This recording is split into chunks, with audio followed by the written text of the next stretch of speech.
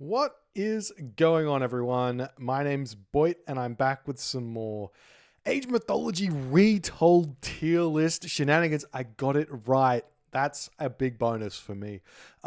So we've just had the stress test, which was basically a 3-day, 3-hour window of access to the game, also showing off the Atlanteans in that period. We also had some extensions, so we actually got a lot more games in than I would have thought.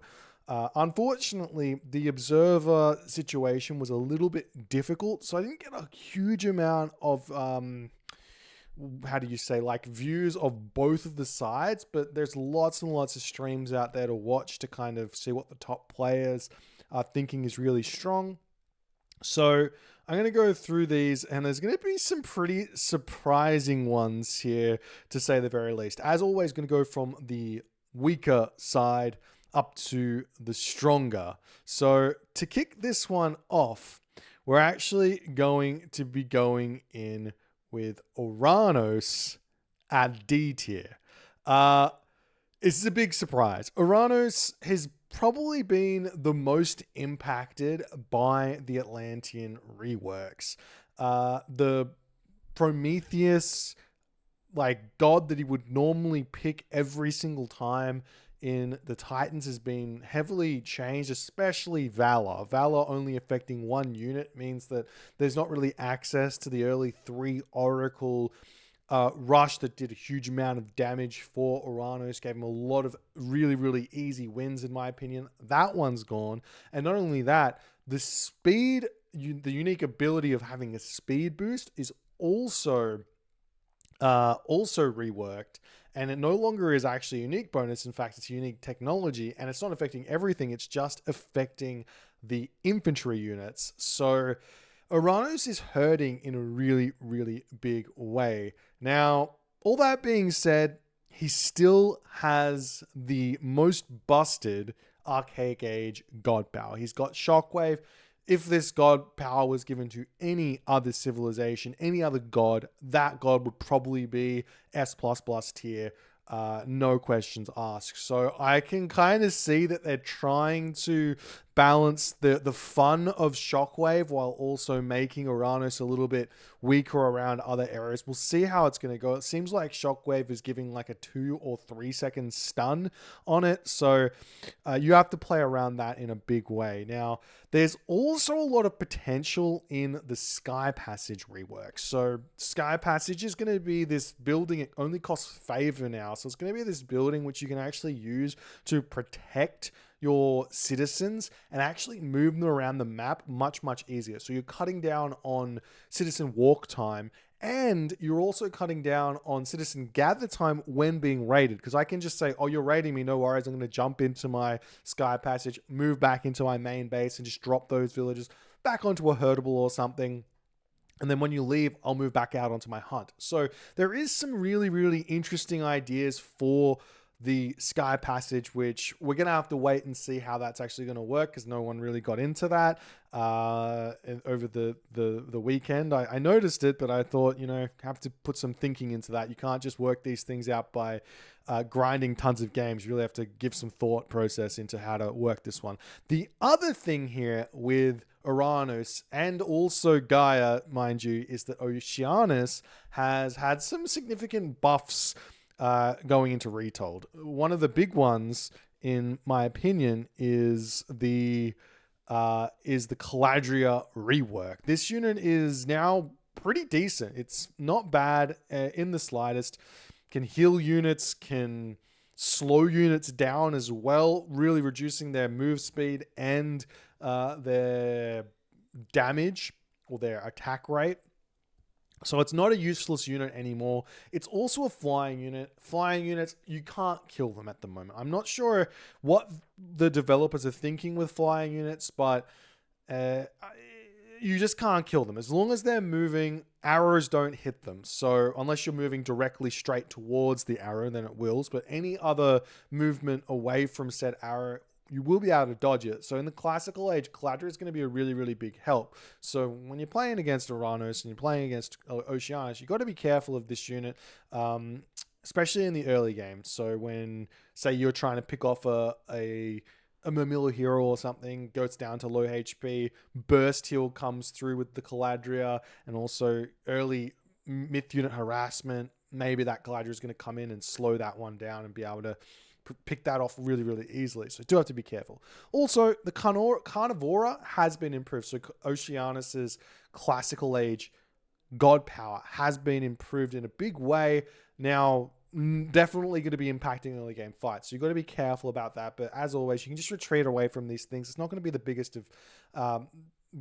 of impact, but still going to be very, very useful. So, I mean, I feel like Oranos didn't really get a fair shake of his kit in the stress test, and I think a lot of players have got a bit of a sour taste in their mouth about Oranos right now, but I think he does have a lot of potential ability to move up the ranks with some further exploration of the kit. But on the surface, yeah, Oranos is looking like a little bit of a challenging god to get anything really done with.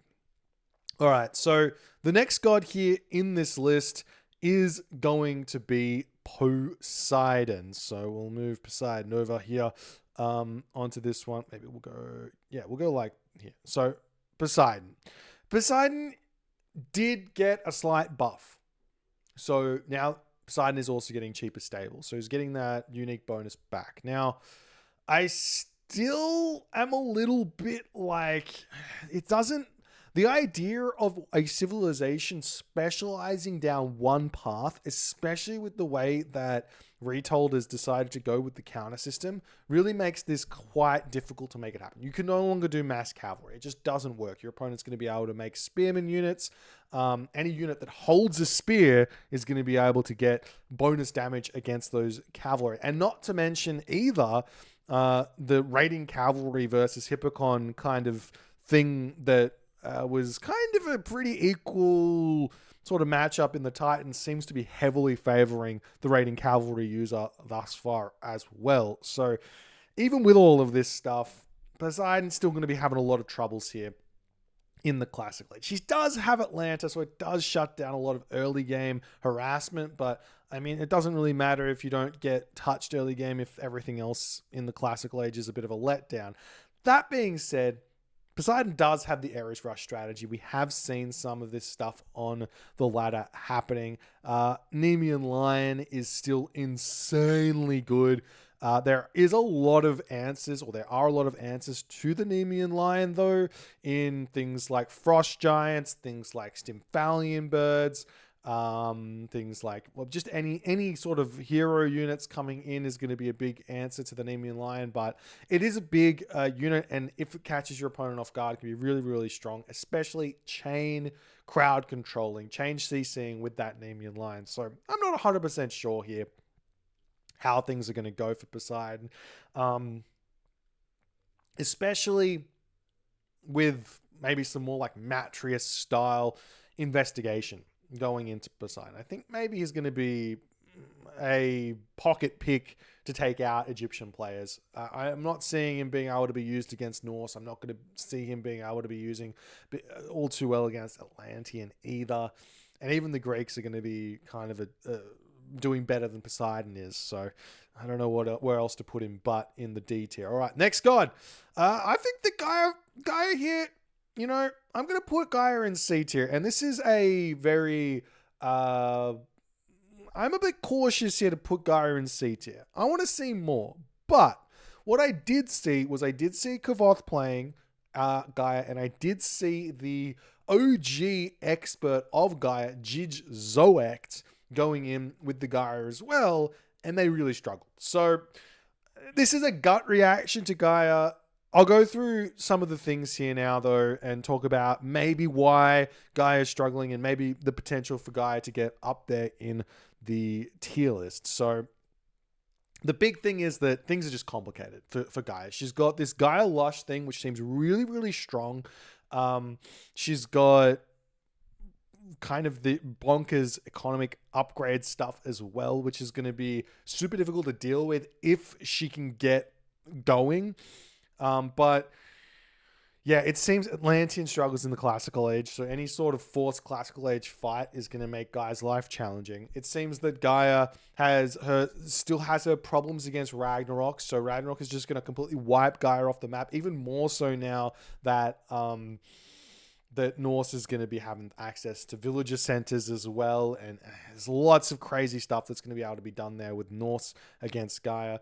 I don't think that Atlanteans really have an advantage against Greek in the classical age, which then means that the Greek heroic age thing is going to come in and really cause some problems there as well.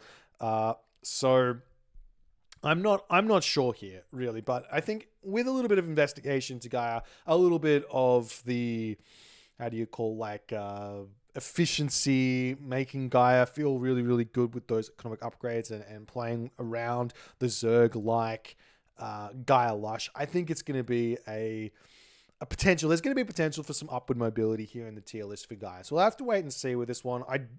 I mean, we don't really know a whole lot at the moment, so I'm just going off what I've seen and what I feel at the moment. So hopefully, with some time, some of these things are going to get worked out, and it's not going to need a whole bunch of developer interference to change things.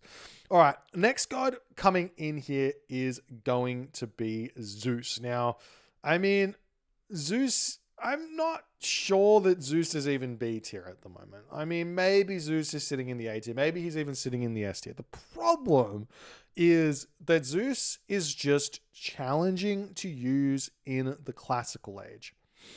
Now, I think a lot of this is coming down to the Toxotes being really, really weak in the classical age with the ballistics rework. A lot of the units that you want to build the Toxotes to deal with, I mean, it's okay. I'm saying a lot. There's namely the one unit you want to normally build Toxotes against to counter isn't doing a good job of countering, and that's the throwing axeman. So players are really taking advantage of the ability of throwing axemen to dodge things. Toxotes just are not hitting them as well. And life is getting a little bit challenging where that's concerned. So Zeus is struggling in the classical age. But that being said, once ballistics comes in, Toxotes are really, really good. So if Zeus can get past that, it's totally fine. So what this means is I feel like Zeus needs some tricky strategies to get past this weakness. So things like semi-fast heroics, defensive villager center ideas, and just playing more of a defensive kind of timing attack based idea is going to be really, really strong. So aiming towards things like Lightning Storm, Bellerophon, and that free Myrmidon technology inside of Hera. I've done some math on this one, had some chats with some other players about it, and this is a great technology. So if you can incorporate this into the game, it's going to be really good. I got a video coming on this technology, but lots to really explore with this as well. So we'll see how that's going to go. And all that being said, like Zeus still has Bolt. Bolt is still a really, really good technology to be used in the early stages of the game to delete an enemy rush from having any success. So things like bolting a Valkyrie, bolting a Minotaur, bolting a Centaur. You can probably afford to advance a little bit later with Zeus, which, I mean, later advances can be really, really useful. You can get upgrades. You can find an advantage there. With the town center cost being, 700 resources, I think, now for Zeus. The really fast advances, you can't afford that town center straight away. At least I don't think you can. So rushing that 330, 345 advance, not going to be that important for Zeus. Going for a 4-minute advance or even a 4:15 advance to drop that town center and get everything out might be the better play with that bolt to help out, which will be an advantage over the other things. I think that you're basically, we're probably going to have to be looking into some defensive play for Zeus. And one thing that I did hear about, I didn't actually get to see it, but the Mister did show some of this off in the beta test. I heard about it. I didn't get to see it, but he did get a game in and was very, very strong with that defensive Zeus idea. So it's definitely there. So we'll have to wait and see how it's all going to go. All right, so the next one here, we've got Loki coming in here a little bit in front of Zeus, I would say. This is, again, I mean, this is just my feelings at the moment. I've got nothing to really go off where that's concerned, but Zeus, but Loki is coming in, and I think I was correct when I said, Loki, Force Eddie, put that to the side. We don't need Force Eddie for Loki at the moment. Heimdall is where it's at. So Loki with Heimdall now gets real big threat for a big rush against anyone who's getting up those towers. If you're not prepared, you get your tower upgrades. Heimdall comes, knocks those the Undermine comes, knocks those towers down. It's all over for him. So this was actually demonstrated in a big way by Soup. He was destroying plays really, really quickly with Heimdall. And I mean, whenever it comes down to rushes are really, really strong in the early stages of RTS, new RTS games. Mythology isn't really, Retold isn't really a new RTS game, but there is going to be some time needed to work out defensive schemes to kind of play around these really, really strong upgrades. But the reason why Heimdall is good isn't really the rush. It's because of the Einherji. So the Einherjar turned Einherji. The special ability boosts speed, and you can use that manually to engage with those Hersur. So you're actually getting more speed when you need it in those fights. So I would be surprised to see this not being used come release for a big, big advantage. And now, also, I'm still waiting to see this, but I know Njord is OP now. I've seen it, Njord with the Jotun, that upgrade for the Mountain Giant. That's scary. That's a really, really terrifying unit there. And then you add in Hell with Granite Blood, I think it's still called Granite Blood, onto all of your giants. So you're getting an extra 200 HP on top of all of that extra HP he's already got. That's basically a Colossus in terms of HP and damage and stuff. That unit's going to be terrifying. I can imagine dropping a Temple, getting Rampage, and just pulling out a ton of Mountain Giants in the late game, just being an absolute menace. So there is potential here for Loki to move up as far as S+ tier with all of this stuff getting used to its full potential. So we'll have to wait and see how it's all going to go. But I'm going to leave him at B tier for the moment. Definitely stronger than I thought.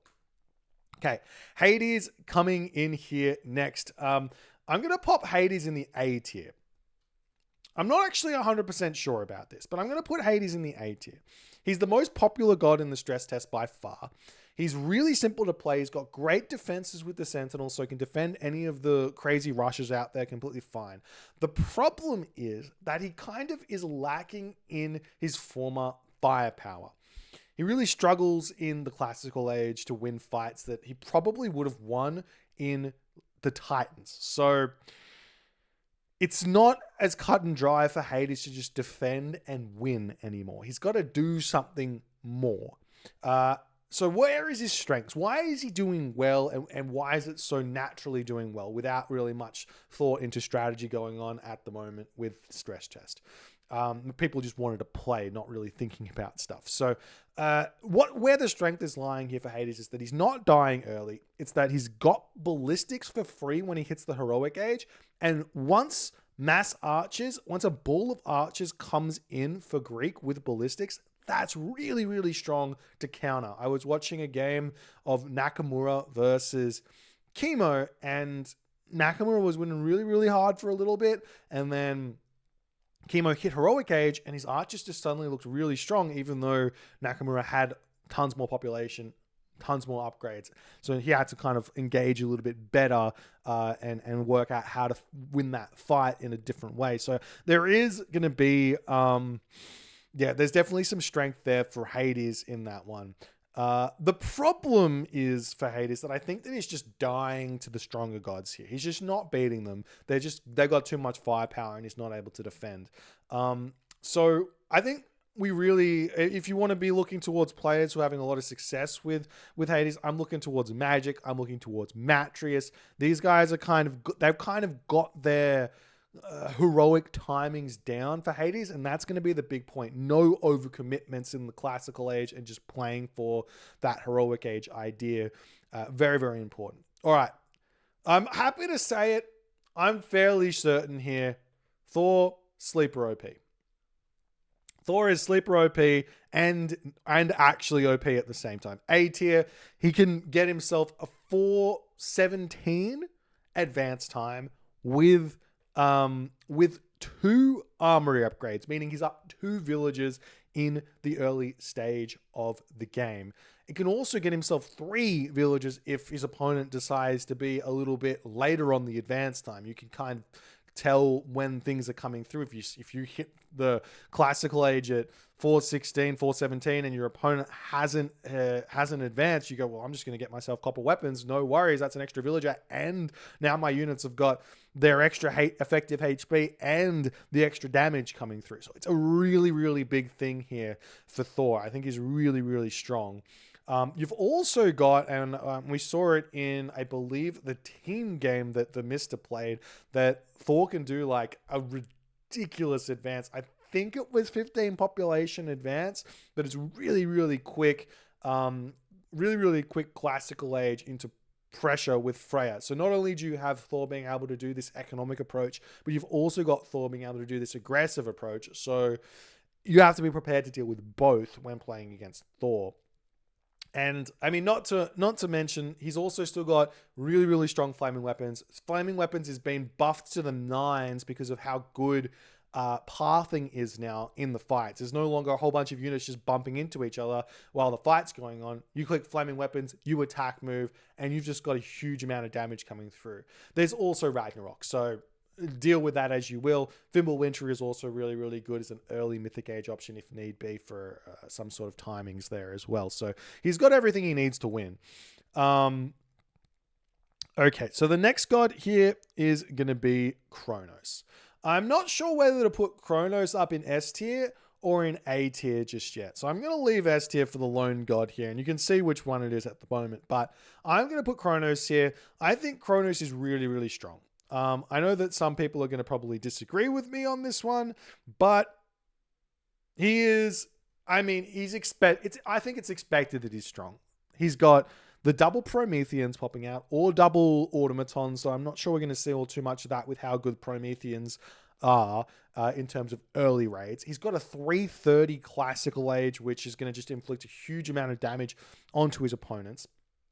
He's got literally everything he wants to put your opponent on the back foot. And then on top of that, behind all of this, he's got these manners which reduce the build time of the buildings, and they stack. So if I want to go for an early Prometheus rush into a far second town center, that town center is getting up quick. You're losing villages almost guaranteed by these Promethean offspring running into your base at 3:30 into the game.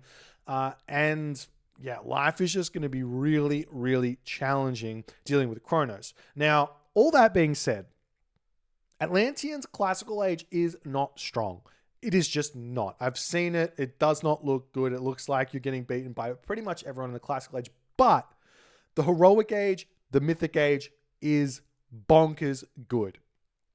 And Kronos is also even stronger in the mythic age with his unique upgrade. I can't remember what it's called, but it gives you an extra 2 buildings that you can time shift at once, which is just going to be crazy. You're just going to be able to get all these side builds happening at once, and it's just going to be impossible to stop everything coming through, even with the bonus population. So I'm expecting to see Kronos being incredibly strong moving forward, especially by people who are going to be Kronos mains.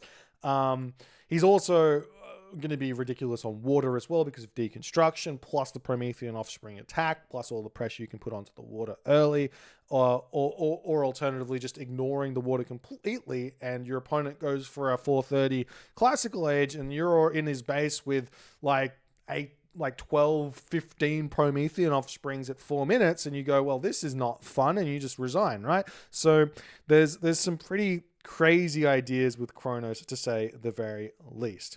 All right, and as we already decided in the, and I think everyone figured this one out super early in the closed beta, it stayed the same in the stress test. Everyone's playing Odin. All the good players are winning with Odin very, very easily. It's just, he is just overtuned in a big way, and he's just really, really simple to play.